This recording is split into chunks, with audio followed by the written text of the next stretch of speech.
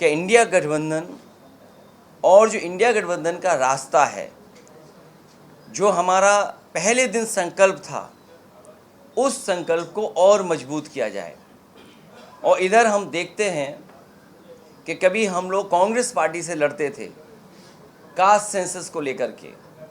मुझे याद है वो दिन जब लोकसभा में नेताजी आदरणीय लालू प्रसाद यादव जी, शरद यादव जी और उनके साथ साथ देश के तमाम बड़े बड़े नेता, दक्षिण भारत के और पूरे देश के नेता ये चाहते थे कास्ट सेंसस हो। उस समय जो भी कुछ रहा हो, जिन परिस्थितियों में नहीं हुआ, मुझे खुशी है इस बात की कि आज कांग्रेस पार्टी उस बात को स्वीकार कर रही है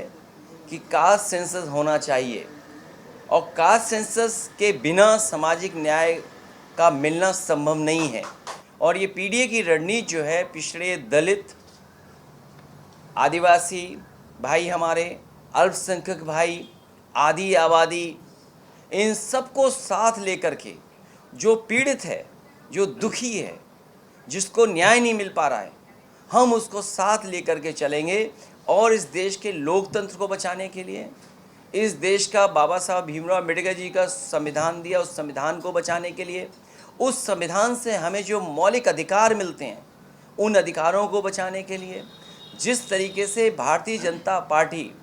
एक एक फैसला इस बात का ले रही है कि कैसे लोकतंत्र कमज़ोर हो, संविधान कमज़ोर हो, हम यही बात याद दिलाना चाहते हैं कि जिस समय संविधान कमज़ोर होगा,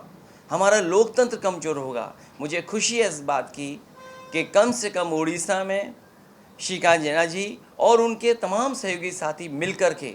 इस आवाज़ को उठा रहे हैं, जहां हम लोकतंत्र, संविधान और बाबा साहब भीमराव अम्बेडकर जी का दिया हुआ संविधान के तहत